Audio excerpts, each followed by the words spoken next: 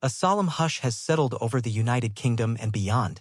The British royal family has entered a period of mourning, confirming the passing of one of its most esteemed and deeply cherished members.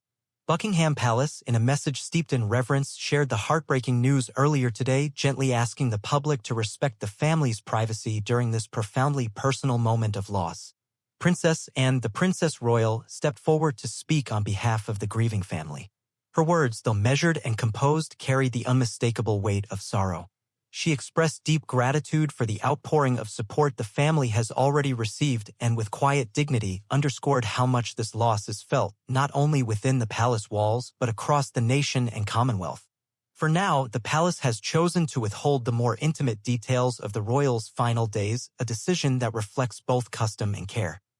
What has been confirmed, however, is that plans for a national tribute are in progress. A commemorative event, one that will honor a lifetime of unwavering service, is being arranged, and the public will soon be invited to take part. A quiet statement echoes loudly. In the official release, Buckingham Palace described the royals' decades-long devotion to country and cause. Though never one to seek the spotlight, their influence resonated far and wide. Their passing marks the end of a chapter written with duty, discipline, and heartfelt generosity.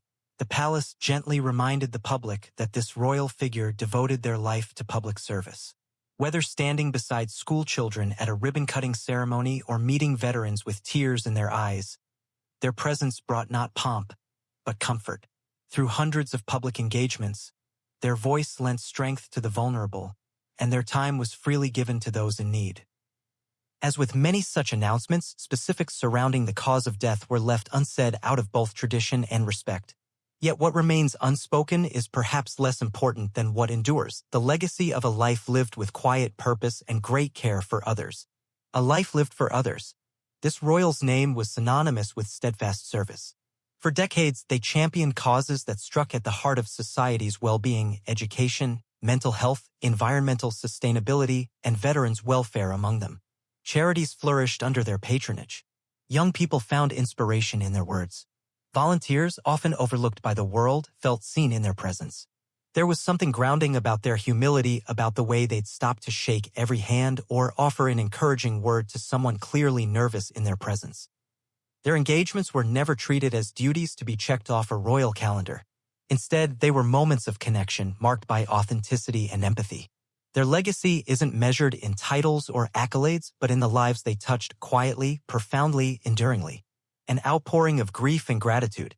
As the news rippled across continents, leaders from every corner of the globe issued statements steeped in admiration.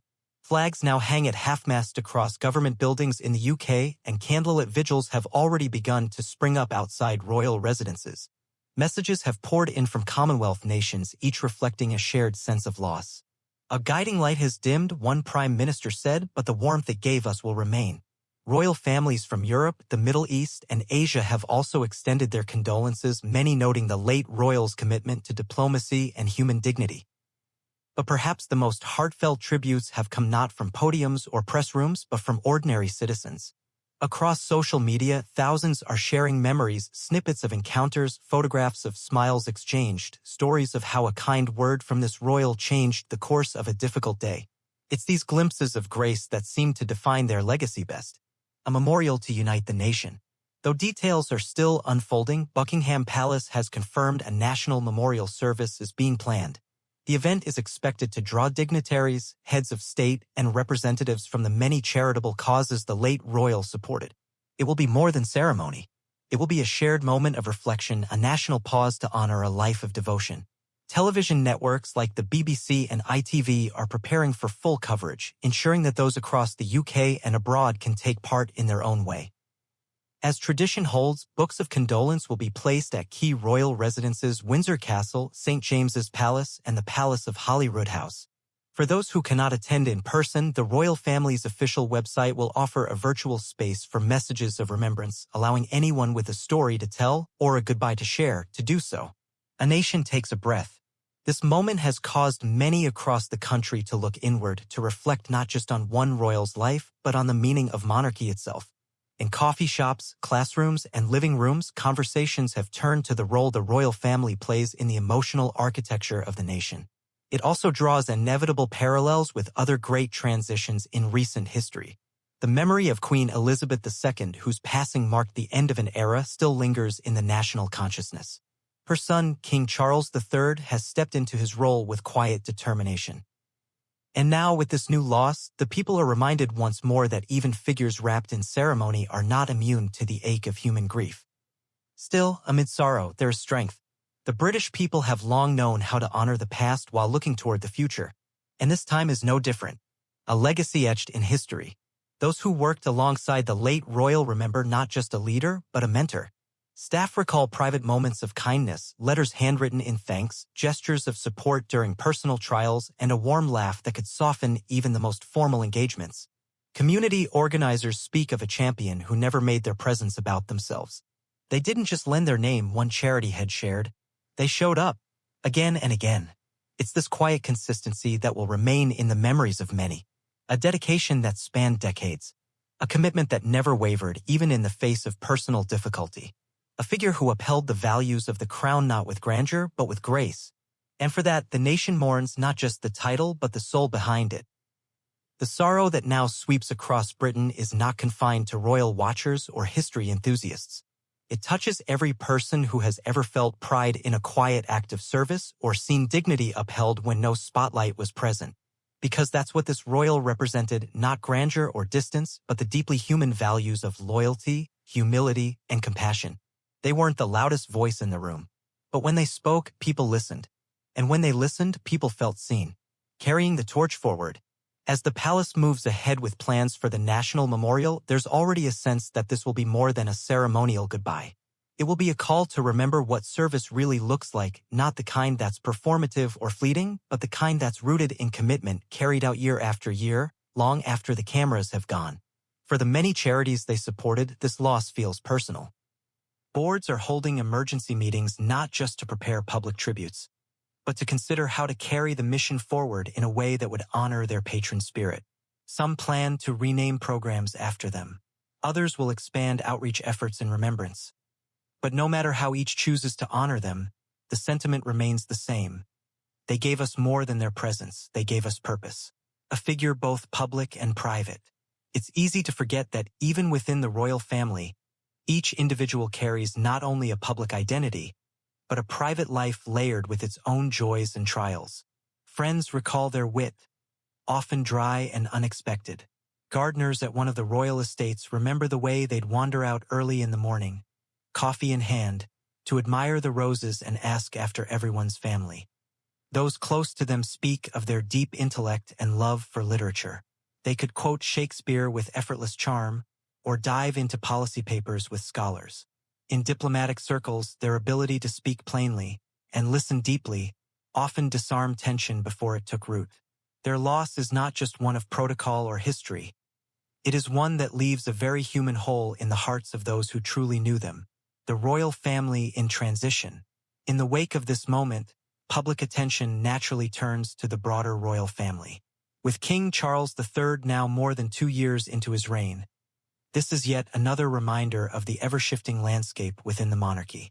The transition from Queen Elizabeth II to her son was monumental. And while King Charles has embraced the role with steadiness and purpose, each new chapter in royal history brings with it fresh challenges and deep emotional resonance for the public. This recent loss, layered atop the collective grief many still feel from 2022, reinforces a poignant reality. The monarchy is not a frozen institution. It evolves. It adapts. And yes, it mourns. Within that mourning is a shared humanity that touches monarch and commoner alike, a mirror to the nation's heart. The passing of a royal family member often serves as a kind of national mirror, reflecting not just who we have lost, but what we value most. In this case, the reflection is clear. The public is grieving not just the absence of a familiar face, but the loss of a moral compass, a steady guide through decades of social and political change. The sense of unity this has evoked, across class, region, and even political divide, speaks volumes. In a time when so much of public life is marked by fragmentation, this moment reminds the nation of something simpler, that decency, empathy, and quiet strength still matter. It's these values, embodied so consistently by the late royal, that many now yearn to see reflected in the future. Messages that linger. At Kensington Palace, an elderly woman was seen leaving a handwritten note. "You didn't know me, but I knew you," it read. "Thank you for everything." These small gestures, some flowers, a candle, a child's drawing, carry the kind of weight no official statement ever could. They come from the heart and they speak to the lasting impact one life can have on so many. Social media, too, has become a digital shrine.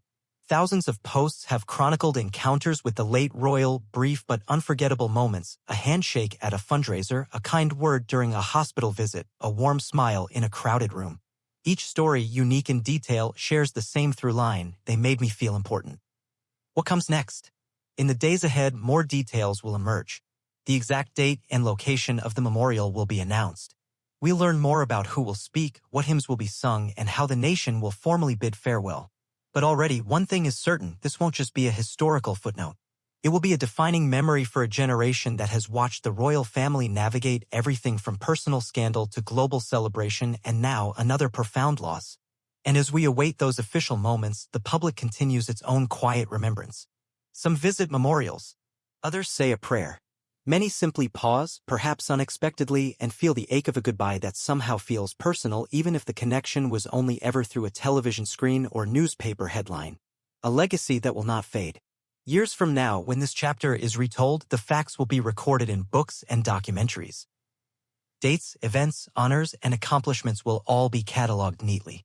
But what will live in people's hearts is something harder to document: the warmth of their gaze, the kindness in their voice, the sense that, in a world often marked by division and speed, here was someone who made time, who truly cared. And so we say farewell not just to a royal, but to a standard-bearer of what public life can look like at its very best. Their absence will be felt at future events, those quiet moments where their seat will sit empty, their presence missed but deeply remembered. Yet their legacy will echo in the laughter of a child benefiting from a charity they founded, or in the resilience of a veteran who once stood proudly by their side. Closing thoughts. As Buckingham Palace prepares for the formal tribute and the world watches with bated breath, one truth remains as steady as the crown itself: the life that has just ended will continue to shine through the lives it touched. This wasn't just a royal chapter closed. It was a story written in service and sealed in love. And though the curtain has fallen on their earthly journey, their legacy walks beside us still. The nation mourns, but in mourning it also remembers. And in remembering, it finds hope.